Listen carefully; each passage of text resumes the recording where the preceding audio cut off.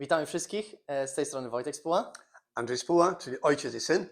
Chcielibyśmy Was zaprosić na kolejny odcinek, jeżeli chodzi o właśnie inwestycje w Dubaju i ten odcinek poświęcimy konkretnie off-planom, czyli przede wszystkim tym rzeczom, które zaczynają się budować. Dlaczego inwestować w off-plan w Dubaju? Pierwsza rzecz to jest co? Żeby ta inwestycja była pewna, no to off-plan trzeba inwestować tam, gdzie jest mało miejsca. Mało miejsca to jest co? W cudzysłowie zawsze gwarancja wzrostu wartości tej nieruchomości podczas budowy.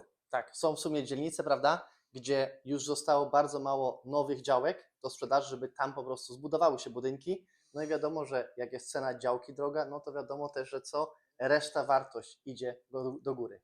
Bardzo ważne jest oczywiście to, żebyśmy mieli odpowiedni payment plan. Bardzo mocno pilnujemy przy negocjacjach z deweloperami, żeby ten payment plan był na poziomie 50-50 albo 60 w trakcie budowy, maksymalnie 40 przy odbiorze, czyli zawsze jest tak, że jeżeli to jest off-plan, to powiedzmy trwa to mniej więcej 3 lata, tak? To przez te 3 lata możesz wziąć pod uwagę, że w zasadzie, żeby się przygotować na to, żeby kupić lokal w Dubaju, to musisz mieć pierwsze 24% z ceny, jaką wybierasz. Wyobraź sobie, że wybierasz cenę lokalu za 2 miliony, to musisz mieć przygotowane 24%, czyli 500 tysięcy na boku, wtedy możesz startować. Tak. Bo w następnym roku będzie kolejne 20%, w kolejnym roku 20%, czyli tak naprawdę przez cały okres budowy jest to 60%, plus ten 4% to jest jednorazowy podatek Rejestracji. rejestracyjny w Dubai Land Department. Dokładnie. Dlatego też tak ważne jest, że jak szukamy te projekty, to właśnie bardzo mocno patrzymy, jaki jest ten payment plan, prawda? Bo zawsze z punktu inwestora patrzymy, jak możemy to zoptymalizować, żeby jak najpóźniej oczywiście wpłacać większość kwoty swojego własnego kapitału. No bo wiemy, że końcową wpłatę, tą ostatnią transzę, tą balonową, oczywiście można co? Łatwo finansować. Finansować łatwym kredytem w Dubaju. Tak. Ten łatwy kredyt w Dubaju to Wygląda tak, że w sumie jest całkiem inne reguły niż my to znamy w Europie, albo w Polsce przede wszystkim. Nikt Cię nie pyta, jakie masz wydatki, ile już masz kredytów. Patrzą w sumie na dwie rzeczy. Czy jesteś zatrudniony i czy masz firmę, jedno lub drugie.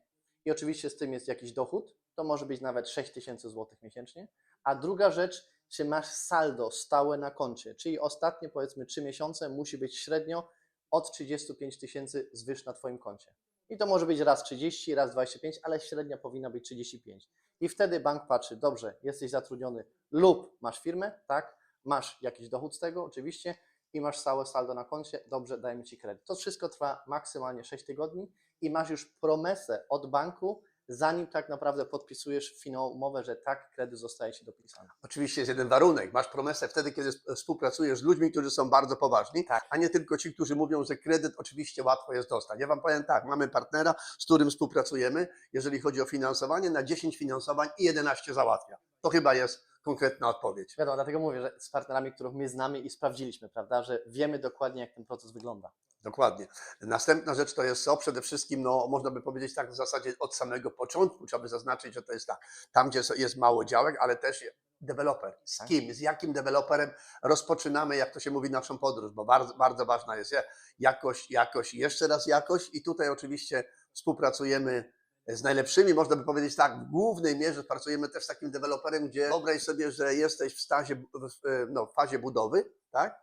A jest w sumie później przy oddaniu jest lista oczekujących na to, żeby się dostać na wynajem do tych budynków. Są różni właśnie deweloperzy. My zawsze patrzymy z punktu inwestycji, żeby ta inwestycja, mówię, się liczyła, kalkulacje. Ja lubię liczby i dlatego zawsze muszę mówić, że jeżeli na końcu jest oddany budynek, to mam opcję w sumie zawsze 3. Sam się mogę wprowadzić, pierwsza opcja. Druga opcja, mogę to sprzedać, cesję zrobić, albo trzecia opcja, chcę to wynająć. Ale w wynajęciu musimy zawsze pamiętać, że lepiej iść w projekt, gdzie tak jak mówisz, jest lista oczekujących, czyli jest mieszkanie oddane i na jedno mieszkanie zapisało się 4 ludzie, że chcą się wprowadzić do tego mieszkania.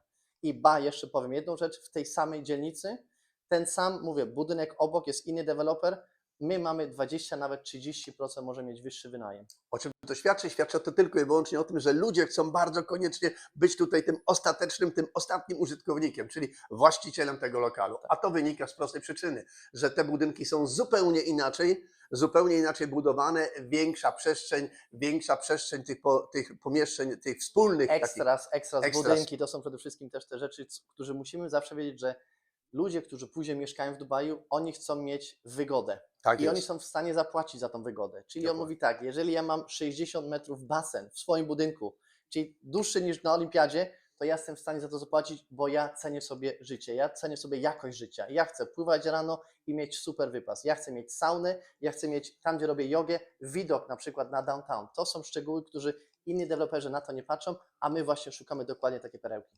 Czyli szukamy, jak to się mówi, oczywiście tych projektów, które spełniają te warunki, gdyż, tak jak mówię, sami się identyfikujemy, jesteśmy sami inwestorami. Pamiętajcie, jeżeli inwestujesz z kimś, kto już inwestuje swoje pieniądze, no to przede wszystkim co? No uważa na swoje pieniądze, gdzie je inwestować, tak żeby z tego oczywiście były jak największe efekty. Najważniejszą rzeczą dla wszystkich tych, którzy są w trakcie, jak to się mówi, tego off-planu, czyli budowa się rozpoczyna, to pamiętaj tak, że wszystkie, jak to się mówi, rzeczy są, pieniądze są przesuwane na rachunek powierniczy, żeby nam tutaj to bezpieczeństwo było, jak to się mówi, zabezpieczone, tak? Środków, które wpłacamy. Kolejna rzecz, jeżeli kupujesz w Dubaju mieszkanie, to kupujesz mieszkanie razem z gruntem, żeby nie było jakichś wątpliwości, tylko takie projekty wybieramy i te projekty są w 95%, chyba że kupujesz gdzieś tam na końcu świata, to Ale to może nie takie znamy. rzeczy, dokładnie, to na pewno nie znamy.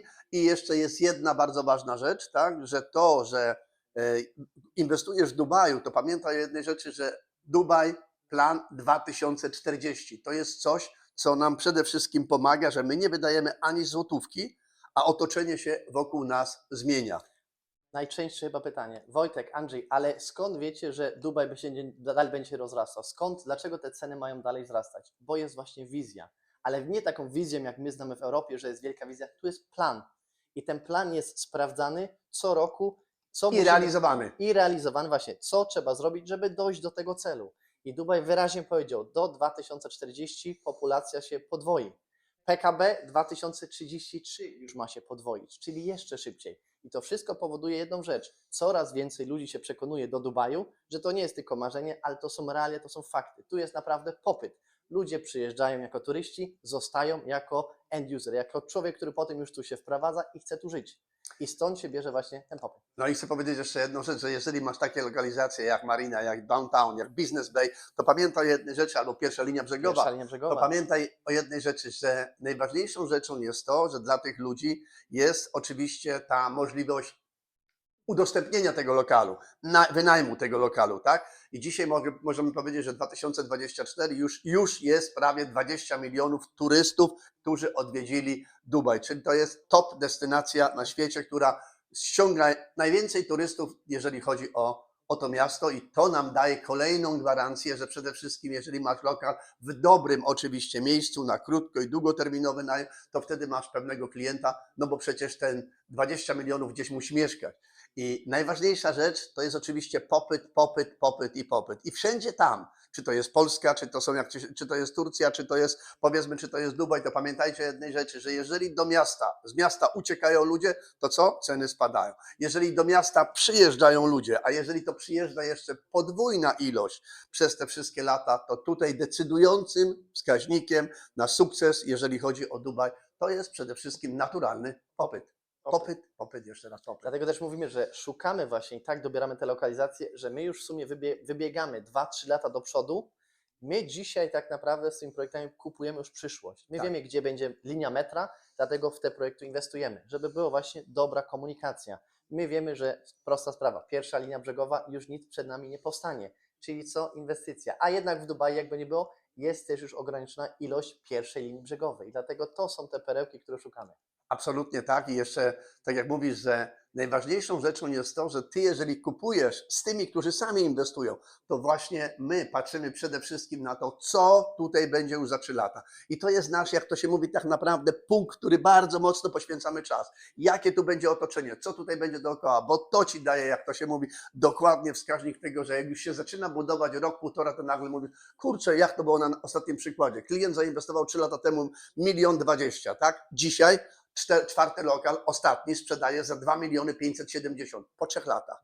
Czyli 1 020 000 zainwestował, a 2 570 000 kasuje. 3 sprzedane, 4. został. To jest właśnie ta inwestycja razem z nami. Dlatego pamiętajcie o jednej rzeczy, że to nie wynika z tego, że to jest jak przypadek, że to jest, jak to się mówi, jakiś projekt. To trzeba po prostu Lokalizacja, lokalizacja, lokalizacja, ale też wiedzieć, co się dookoła tego Analiza. buduje, jak będzie wyglądało to otoczenie obok. Tak, i to jest właśnie w tym, co mamy właśnie też nasze znajomości tu w Dubaju, ludzie, którzy już ponad 20 lat są w Dubaju, z nimi po prostu siadamy i jeżeli są nowe projekty strategiczne, to od razu jest nasza analiza, gdzie, co dokładnie będzie powstawało, żebyśmy wiedzieli, że za 3 lata ludzie się obudzą, kurczę, no jakbym wtedy wiedział, że będzie linia, kurczę, jakbym wtedy wiedział, że to będzie biznes, bo już nie ma działek. My właśnie to, na tym polega nasza zaleta. I pamiętajcie jeszcze jedną rzecz, że jeżeli chodzi o inwestowanie, no to jest tak jak wszędzie zawsze, z kim się zadajesz, takim się stajesz. Idź tam, gdzie już inni są, do tego miejsca, jak dążysz, to musisz iść z tymi, którzy po prostu w tym miejscu już są. I jeszcze raz to chcę podkreślić, że bardzo ważne jest to, żebyście wiedzieli, że zakup tutaj w Dubaju, nie?